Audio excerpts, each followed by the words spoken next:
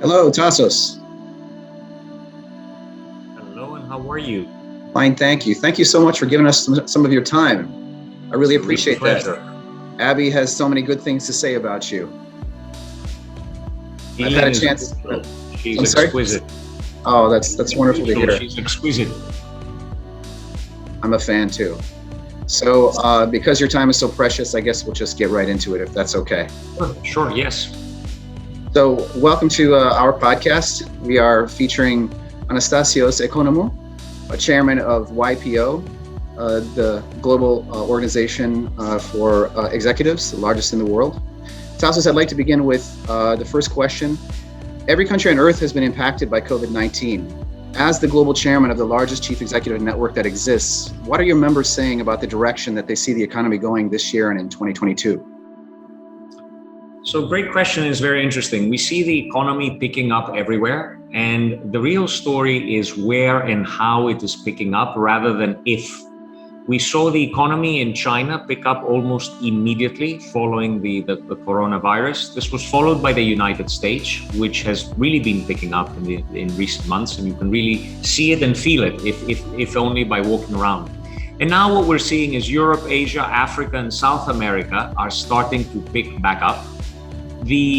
What we're also seeing is that the timing of when an economy starts to recover seems to parallel where the vaccinations have been most prevalent and the time and availability of such, which leads to a relaxation of the various lockdown measures, which allows the economic activity to pick up.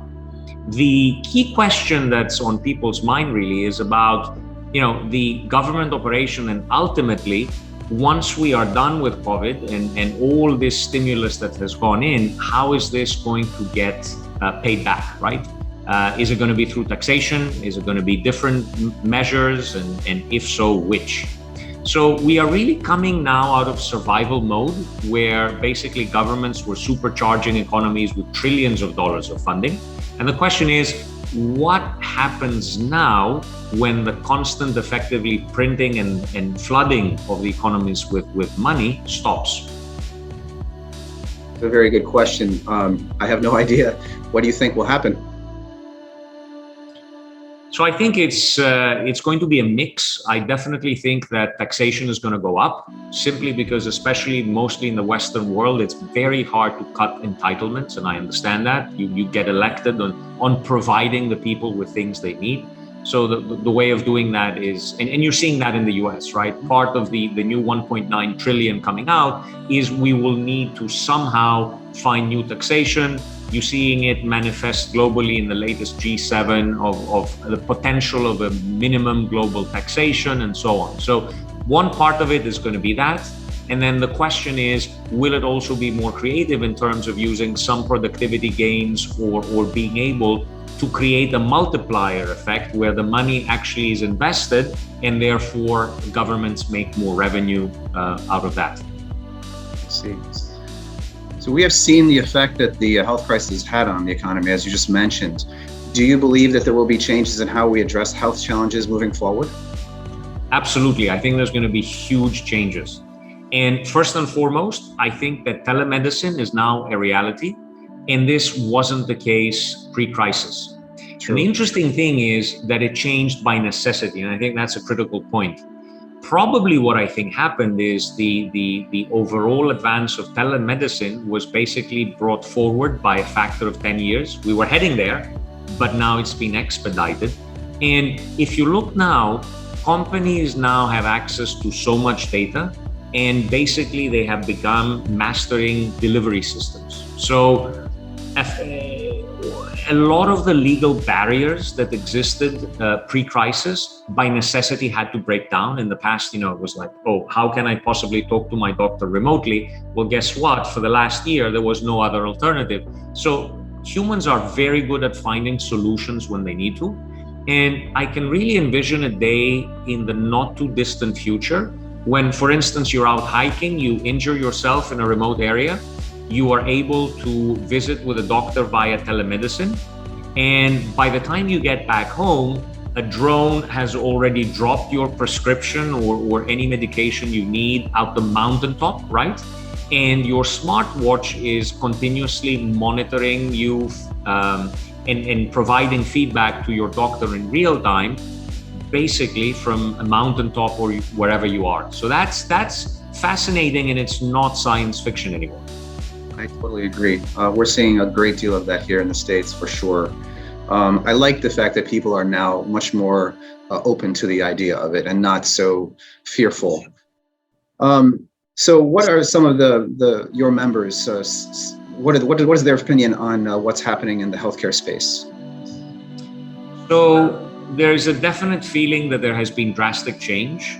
And I think there were very many major disruptions in the industry. So we basically, and I touched upon that earlier, there has definitely been change in regulation, but also what we saw is governments on nearly every continent taking some sort of control over hospitals, medical offices, restricting non-urgent care, etc. So there was definitely a lot more involvement, but we are now seeing a return back to normalcy.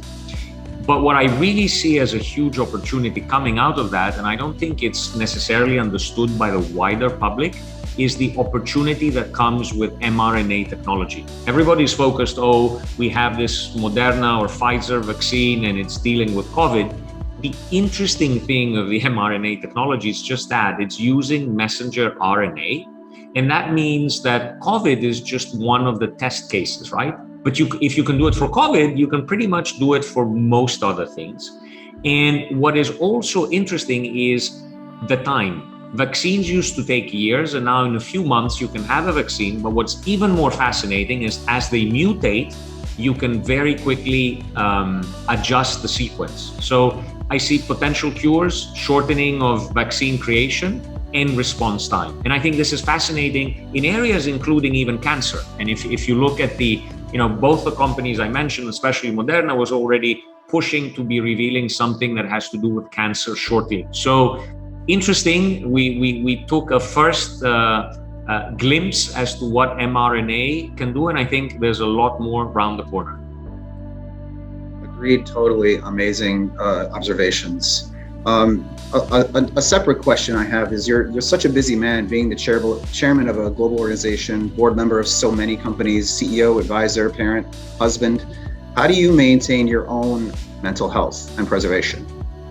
So, some people at times call me a dinosaur, but I like to go back to basics. And one of my basics is I disengage from technology.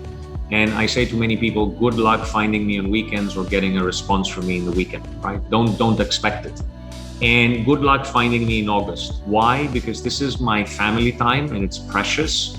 And this is where we really need to build bonds as human beings. And, people talk about business a lot. For me, the biggest success is actually measured in your children and what values you are able to pass on to them. That's what continues and is the best continuation of any business. Personally, I also love martial arts. It's something I've been doing for 25 years. It keeps me sane, as I say. I do karate, jiu-jitsu. I'm a certified instructor in Pankration. And the other thing I like to do is every about 3 years, I try to pick up a new hobby that I'm not great at, or actually I'm probably bad at. And one of these was flying, the other one was playing the saxophone, and most recently I picked up tennis. Oh, terrific. I too am fond of tennis. I'm not good at it, but I keep trying. So with respect to your members, also all very, very busy people, how do they maintain the balance between health, mental well-being, and the pressures of running these large organizations?